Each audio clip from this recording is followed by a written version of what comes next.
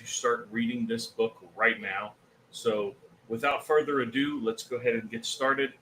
The Roots of the Federal Reserve, Tracing the Nephilim from Noah to the US Dollar by Dr. Laura Sanger, PhD, copyright 2020.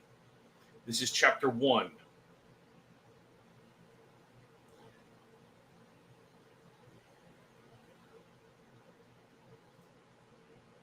Section 1.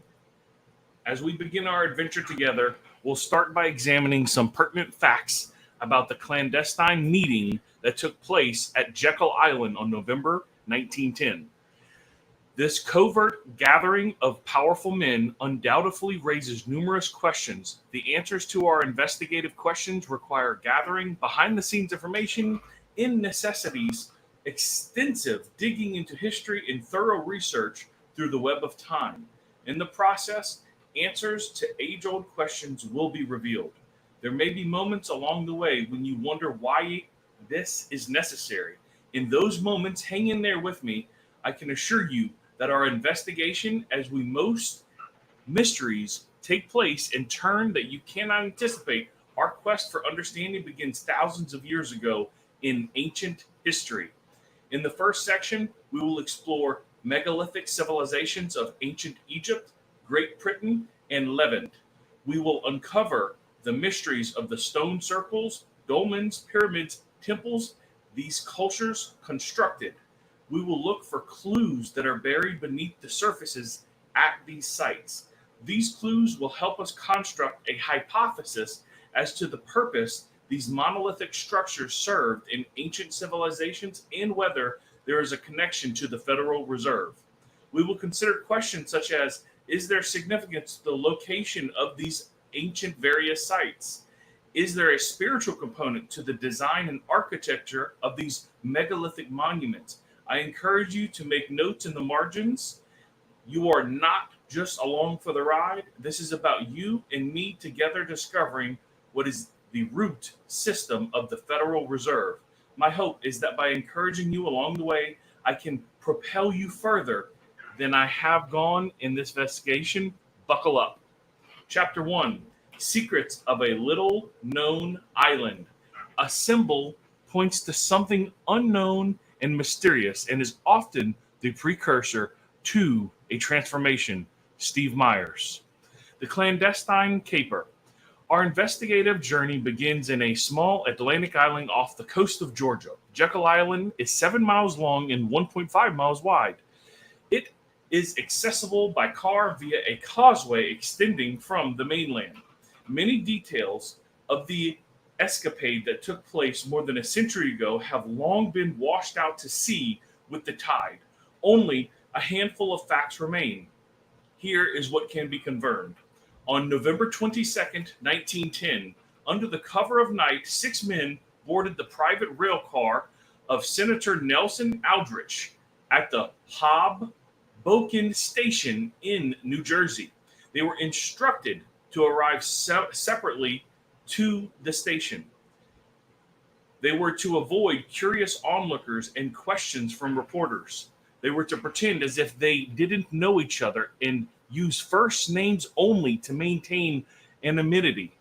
Secrecy was thick in the air like a heavy fog. As the train pulled away from the station, the shades were drawn for their long journey to Jekyll Island. In the early 20th century, Jekyll Island was an exclusive privately owned club for the wealthiest in America. Families such as the Morgans, Vanderbilts, Rockefellers, Pulitzers were just some of the elite members. In preparation for this clandestine meeting, word was sent to all of Jekyll's members that the club would be closed for 2 weeks. Even the staff were sent on to leave so temporary workers could fill their duties. Every detail was thought of to ensure seclusion and anonymity. It was absolutely vital that the meetings remained a secret.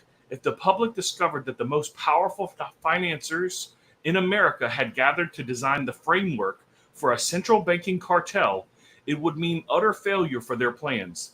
The few residents of Jekyll Island were told that these men had gathered for a duck hunt. This was partially true. They were in fact assembled to kill something, but it was not ducks. These 6 men and those they represented were the industry titans who controlled oil, railways, communication, and banking in America. In total, these 6 men were estimated to represent 1/4 of the world's wealth. Their identities have since come to light years after their furtive gathering. Number one, Nelson Aldrich, Republican whip in the Senate, chairman of the National Monetary Commission, business associate of J.P. Morgan, father-in-law to John D. Rockefeller Jr.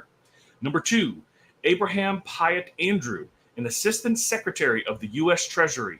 Number three, Frank Vanderlip, president of the National City Bank of New York and most powerful of the banks at the time, representing William Rockefeller and the international investment banking house of Kuhn, Loeb and Company. Number four, Henry Davison,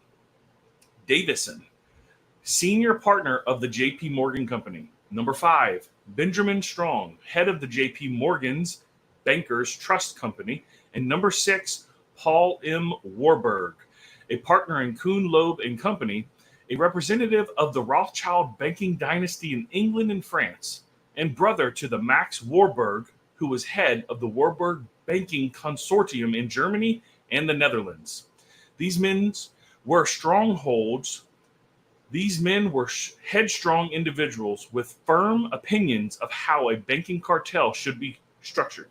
Tension filled the air as they hotly debated issues. Senator Aldrich was undoubtedly the one driving the agenda, and Paul Warburg was largely responsible for drafting the plan. It took 9 days for the framework of the Federal Reserve to emerge from the rendezvous. That fateful November changed the course of our nation. It set us on a path toward destruction. Now that we have been debriefed on the facts, we can set out on our investigative journey, where the seeds of the Federal Reserve planted in the soil of Jekyll Island long before the birth of our nation. In order to address this question, we need to set our watches back thousands of years. Let's go. Archaic people, antiquated secrets. Jekyll Island has a culturally diverse history. It is marked by the footprints of numerous groups of people. Unfortunately, most traces of its earliest inhabitants have disappeared from the rising sea level. But we won't let this obstacle derail our investigation. There are significant archaeological discoveries on nearby islands that will provide traces of historical roots of Jekyll Island. So come with me, let's travel 54 miles north to Sapelo Island, another one of Georgia's coastal islands. In 1872, Sapelo Shell Ring Complex was discovered by William McKinley, who was a lawyer, plantation owner, and Georgia state legislator. He wrote a letter to the Smithsonian Institute describing this shell complex. South of High Point, there are 3 mound circles. These circles are surrounded by hundreds of shell mounds, about 3 feet on basis of 20 to 50 feet, which crowd, without visible order, a field of 100 acres or more. On all these shell mounds are found fragments of Indian pottery, both plain and ornamented. Over the next several decades, the Sapelo shell rings were explored by different teams of people. In 1950, a more thorough and scientific investigation was conducted by archaeologists Louis Larson and Antonio Waring. The excavations revealed an ancient city featuring 3 neighborhoods delineated by large circular walls that were 20 feet tall and constructed from seashells. Archaeologists found that the original occupation of these rings date back between 4200 and 3000 BC, Archaic period. Some of the oldest pottery found in North America was discovered at the Sapelo Shell Ring Complex. This suggests that the indigenous people on Sapelo Island were among the first people in North America to settle in more permanent villages. These shell ring complexes raise many questions. How did the indigenous people of the Archaic period, who were thought to be hunter-gatherers, suddenly become an archaeological society with the technology to make pottery? Were there early inhabitants of Georgia's coastal islands already a civilized people group who migrated from another land? Who were these indigenous people that constructed the shell rings? One of the major debates among archaeologists is whether the shell rings were formed intentionally as a wall to protect the village or formed as a result of gradual accumulation of household middens, domestic waste. Victor Thompson, an archaeologist from the University of West Florida, has conducted numerous excavations of Chapello shell complex. He concluded, regardless of how the shell rings were formed, it is evidence that remains within the deposits that the rings served as both as places of daily life and as sites for sacred ceremonies. In Thompson's research, he has discovered anomalies within the center of the largest ring, Chapello Shell Ring 3. Using ground penetrating radar, it's not clear yet what the archaeological deposits within the center of the ring consist of, but it does point to the usage of a particular design during Archaic period construction.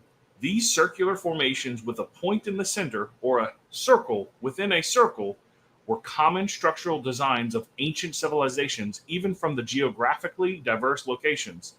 Example, Great Britain, Egypt, and Levant. Let's investigate other ancient sites with circle formations to see if it can give us some clues as to the purpose of the shell complex and its significance in uncovering the historical roots of Jekyll Island. But first, it's important to dissect the meaning of the circle with the point in the circle. Prolific, megalithic, circumference. While the information of a circle with a point in the center and or the circle within a circle is an ancient symbol dating back thousands of years, terminology to describe these symbols has recently changed.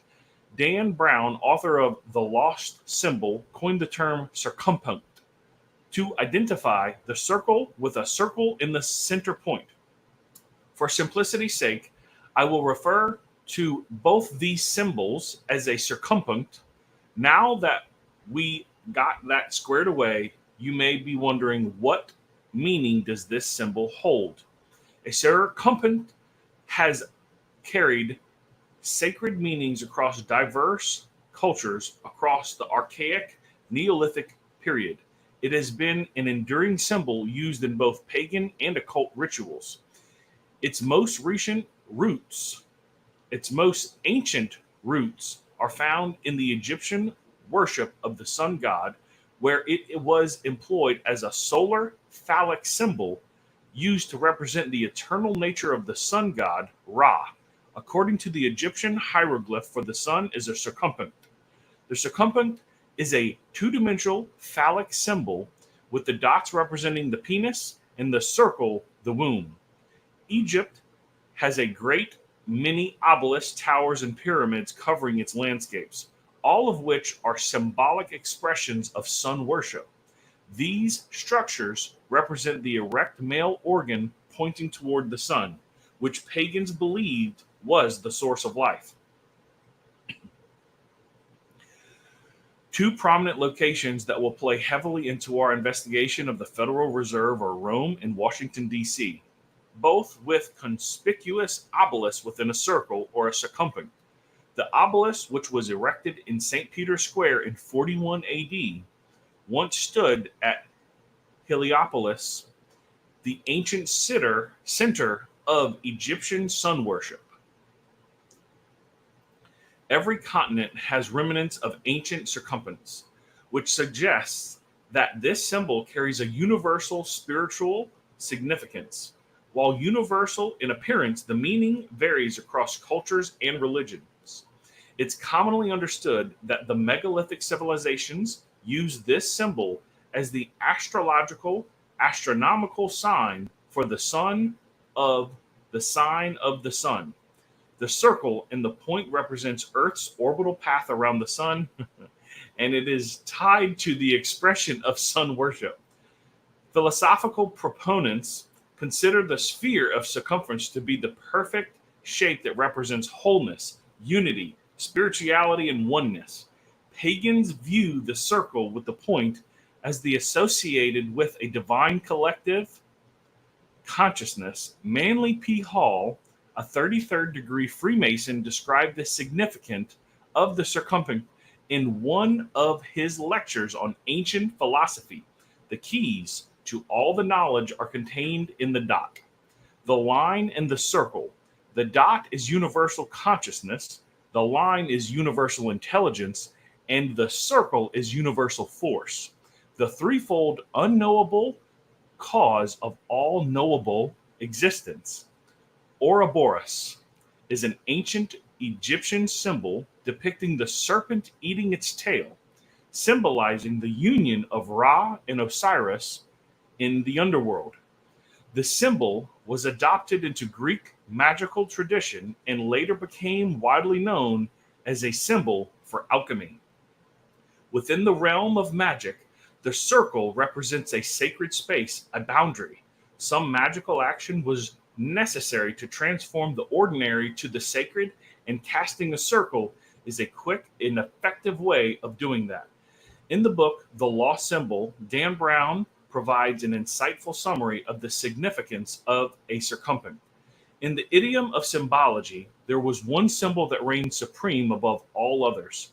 The oldest, most universal, this symbol fused all the ancient traditions in a single solitary image that represented the illumination of the Egyptian sun god, the triumph of alchemical gold, the wisdom of the philosopher's stone, and the purity of the Rosicrucian rose, the moment of creation, the dominance of the astrological sun, and even the omniscient, all-seeing eye that hovered atop the unfinished pyramid, the circumference, the symbol of source, the origin of all things.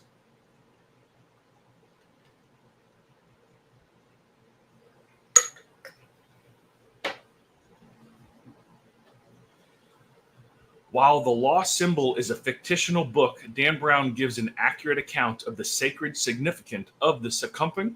Simon Cox, the author of Decoding the Lost Symbol, the unauthorized expert guide to the facts behind the fiction, writes, Egyptian obelisks were seen by the builders as a metaphorical connection between heaven and earth, with their topmost pyramidoids symbolizing the rays of the sun as the fall to earth.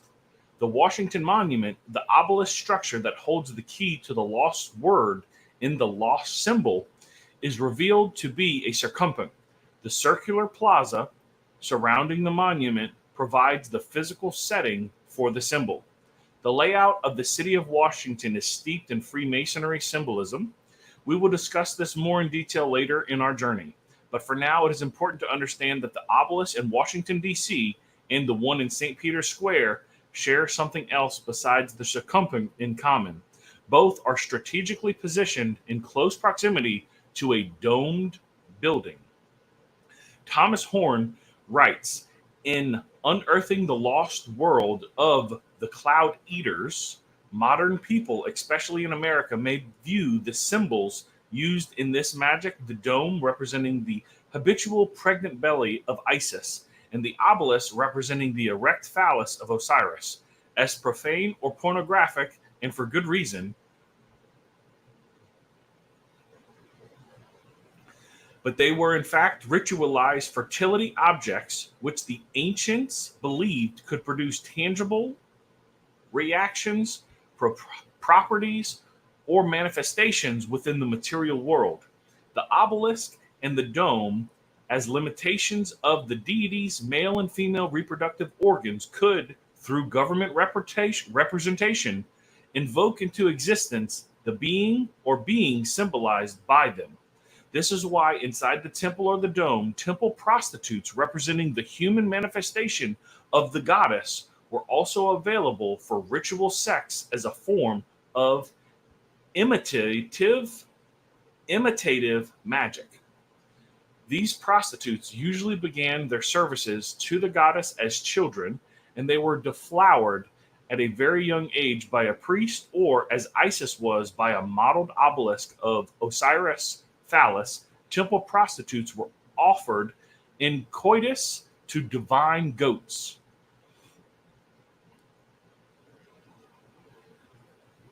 Through such imitative sex, The dome and the obelisk became energy receivers capable of assimilating Ra's essence from the rays of the sun, which in turn drew forth the seed of the underworld Osiris.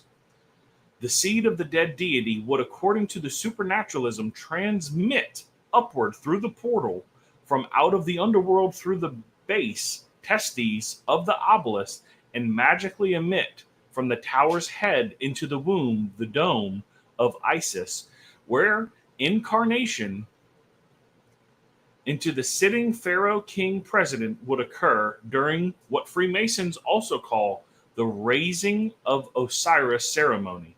In this way, Osiris could be habitually born again or reincarnated as Horus and constantly direct the spiritual destiny of the nation.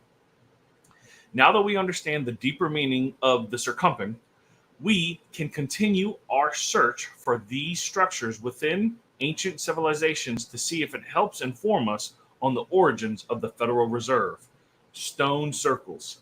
Megalithic civilizations were prolific in their construction of circumference between 5000 BC and 2000 BC. One of the most well-known examples can be found in England on a stretch of land that was approximately 1,000 stone circles dotting into the countryside. The most famous of the stone circles is Stonehenge. Stonehenge is located in Salisbury Plain, and its formation dates back to sometime between 3100 BC and 2750 BC. Advanced technology has allowed archaeologists to make interesting new discoveries regarding the area surrounding Stonehenge. Ground penetrating radar has uncovered 17 monuments that researchers think were Neolithic shrines, with several in the form of a circumference. This indicates that Stonehenge had been a sacred site long before the monolithic monument was erected. Vincent Gaffney, an archaeologist from the University of Birmingham and the project leader of the Stonehenge Hidden Monuments Project, made this statement regarding their discoveries. Stonehenge is undoubtedly a major ritual monument which people may have traveled considerable distances to come to. But it isn't just standing there by itself. It's part of a much more complex landscape with processional and ritual activities that go around it. These very different from how this had been viewed before. The important point is that Stonehenge is not alone. There was lots of other associated ritual activities going on around it. As archaeologists began putting the puzzle pieces together, they realized that other Neolithic remains in Salisbury Plains are linked to Stonehenge. The Cursus, a massive enclosure to the north of Stonehenge that runs 1.8 miles long, has two pits on either end. These recently discovered pits line up with the sunrise and the sunset of a midsummer solstice, with Stonehenge at its reference point. Additionally, a long barrow was discovered which housed a large timber building thought to have been used for ritual inhumation and defleshing of the dead. These two structures are connected with Stonehenge along a processional avenue. As mentioned earlier, the Stonehenge complex is just one of over 1,000 stone circles found in England. Other circumferences have been discovered off the coast of Norfolk. Seahenge and Holme 2 are two Neolithic circular monuments discovered within the last 20 years. Seahenge comprises 55 oak posts submerged in the ground with a large inverted gnarled oak post. Holme 2 was centered around two oak logs with the oak post circling around the center. Unfortunately, storms have washed the two circle logs and have eroded some of the other features of Holme 2. Archaeologists have determined that the dates of these two circular monuments as 2049 BC, as the timbers used in both timber circles fell at the same time. The construction of the two monuments must have been directly linked. Seahenge is thought to have been a freestanding timber circle, possibly to mark the death of an individual acting as a cenotaph symbolizing death rather than the location for burial. If part of a burial mound, the second circle would have been the actual burial place. The appearances of over 1,000 stone/timber circles within England are quite intriguing. But even more intriguing is that these Neolithic circular monuments can be found in Egypt, France, Ireland, Malta, Morocco, Portugal, Scotland, Spain, Sweden, and Turkey. This begs the question, what was the purpose of these circular monuments? One theory is that they represented burial sites or sites for death rituals. Another theory is that they have astronomical purpose. It's possible they were used for both. Alexander Thom, a professor of engineering at Oxford University, surveyed 300 of Great Britain's megalithic circles. He found a unit of measurement that he termed the megalithic yard. He published his findings in 1955 after discovering that this unit of measurement was utilizing in construction all the stone circles he surveyed.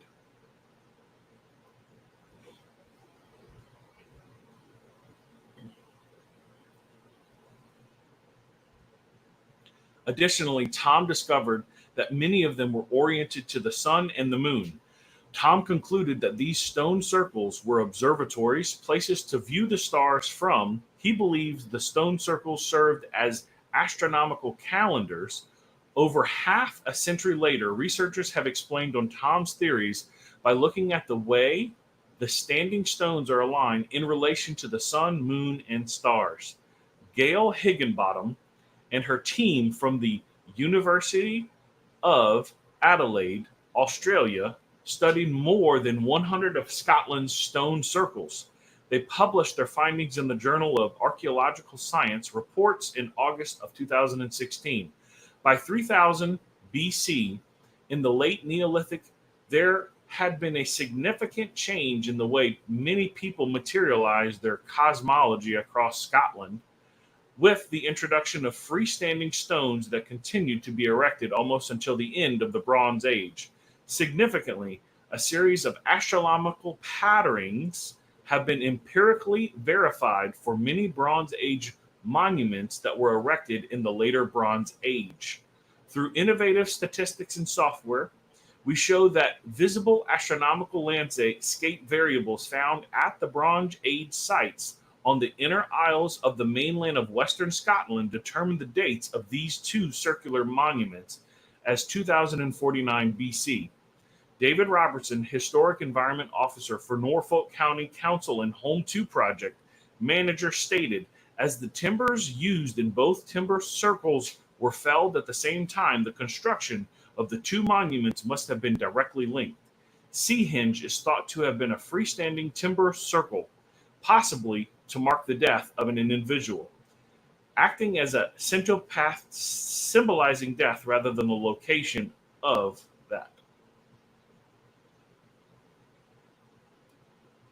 This suggests that in some continuity of the cosmological system through time, despite the various radical material and social change that occurred from the Neolithic and late Bronze Age. The oldest reliably dated stone circle in Scotland are Stennis and Callanish, and were the basis of the astronomical patterns that Higginbottom found. This pattern was replicated over the next 2,000 years among the other stone circles.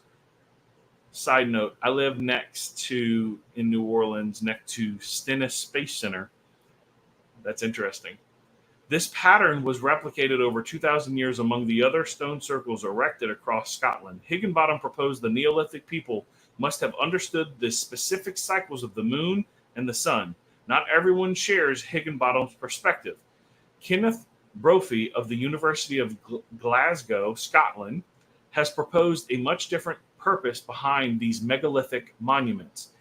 He critiques the application of modern mathematical techniques to prehistorical people and argues that there are no instances where prehistoric people demonstrate a highly mathematical view of the world. Instead, he suggests that these megalithic stone circles were built with the attention to the land itself rather than the celestial world. Research has shown that these Stone circles were built in such a way that you can view one stone circle while standing amidst another, a ley line, so to speak. Brophy suggests that the circles represent power and ritual.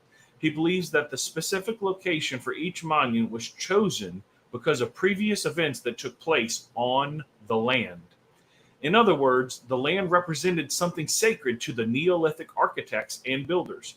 The archaeological evidence demonstrates that these monuments provided a place for social rituals, especially those rituals performed to honor the dead. Gordon Noble of the University of Aberdeen has collected with Kenneth Brophy in several archaeological projects focusing on stone and timber circles within Scotland. He suggests that the design for many of the stone circles in Scotland are similar to the structures people built for their everyday living at that time. However, instead of these stone and timber circles serving the living, they serve the dead. In other words, they're essentially very large houses for the dead and spirits. Uncovering ancient paths.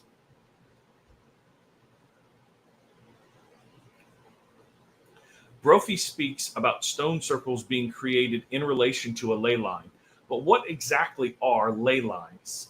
Where megalithic monuments aligned with intentionality? To answer these questions, it's important we understand ancient paths. Alistair Petrie, in his book Releasing Heaven on Earth, describes ancient pathways as follows. Ancient pathways were really the first migration routes and points of entry into any given geographical area. Even at those early moments in human history, the influence of stewardship was at work, defined by those of who people were and what their religious worldview involved, and what covenants and pacts they had established among themselves and with the gods they worshipped. In discovering the ramifications of the early influence and the subsequent generations of stewardship, we learn what still may be affecting us today. Along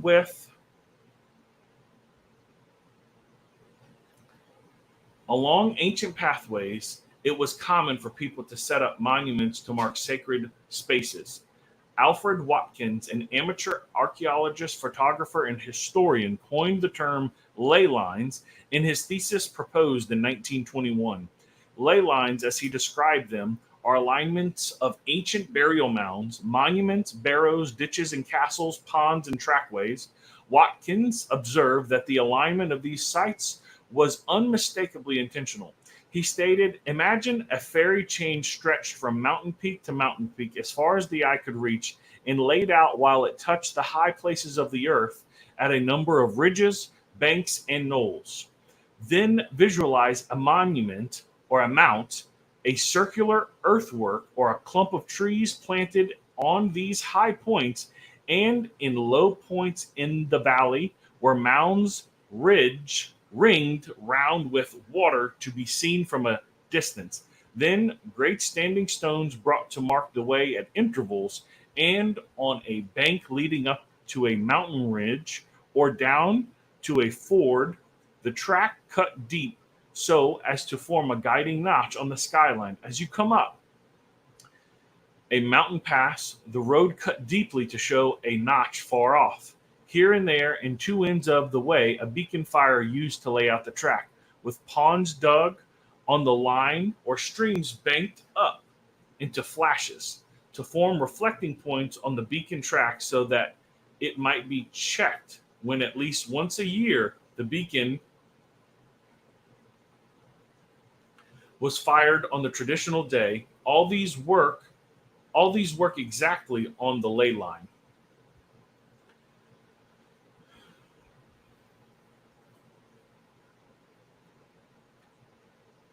If these megalithic monuments were intentionally aligned along a ley line, it raises the question of how the location of each ley line was determined. Brophy intimated that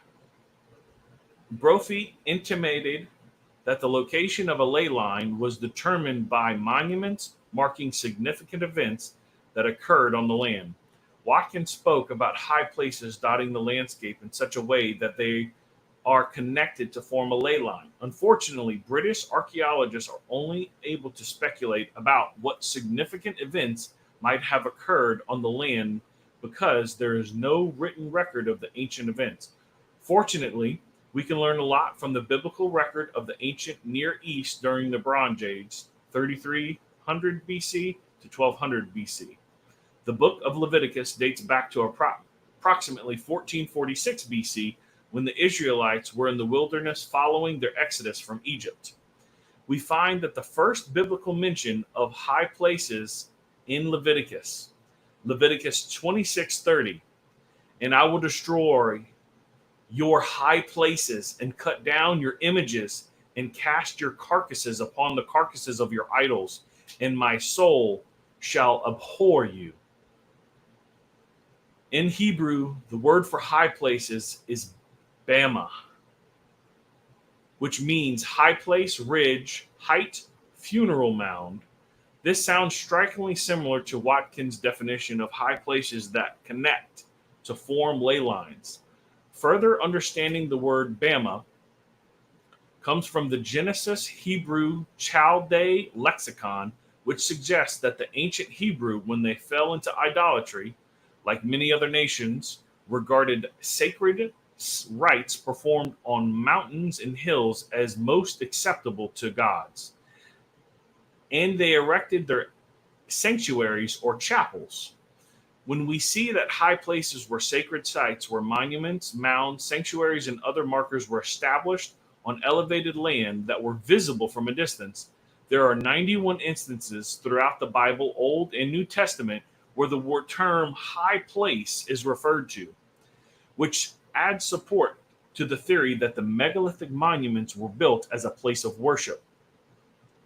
The visibility of a high place served multiple purposes. It was a physical declaration that the land itself was dedicated to a certain deity. It also made the pilgrimage to a location easier because the worshippers could set their sights on the high place from quite a distance away. Depending on how far worshippers traveled, it is conceivable that they would have erected other monuments along their journeys as sacred stations of worship. Ezekiel 6 lends some credence to this theory. Ezekiel 6:3, and say, ye mountains of Israel, hear the word of the Lord God. Thus saith the Lord God to the mountains and to the hills, to the rivers and to the valleys, behold, I, even I, will bring a sword upon you, and I will destroy your high places. In Ezekiel's day, 590 BC, high places were erected on mountain, hills, rivers, and valleys. This is consistent with Alfred Watkins' experience of the ancient pathways in Hereford, England. Ancient peoples of the Near East and of the British Isles are similar sacred practices established in high places of worship.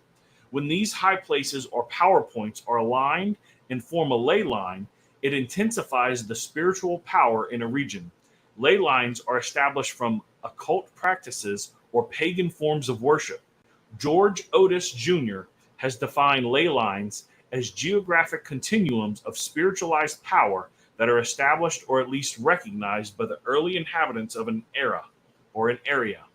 Over the course of time, these ley lines are reinforced by ongoing worship at high places, ritualistic bloodshed, and additional power points established along its path. Another way to think about a ley line is its spiritual pathway established by a geographically aligned power points. Several ley lines can be connected with each other, forming a spiritual grid over a territory or region. Inhabitants living amid or amongst these grids or grid can come under spiritual forces of darkness or light that operate within the spiritual grid.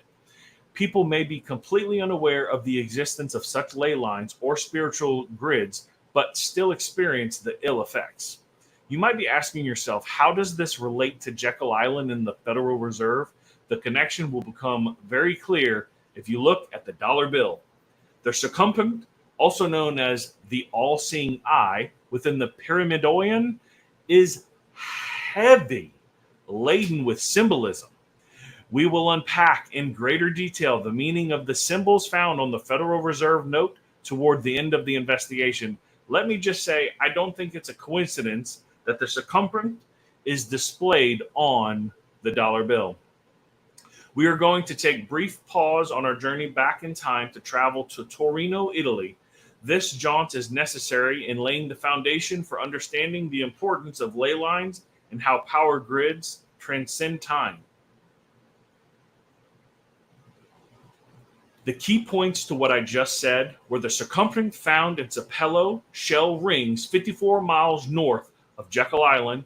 Number two, the circumference is a prominent symbol in ancient civilizations. Number three, ancient monuments often found in alignment with other sacred sites form ley lines. Number four, ley lines are connected to form a spiritual power grid over a territory.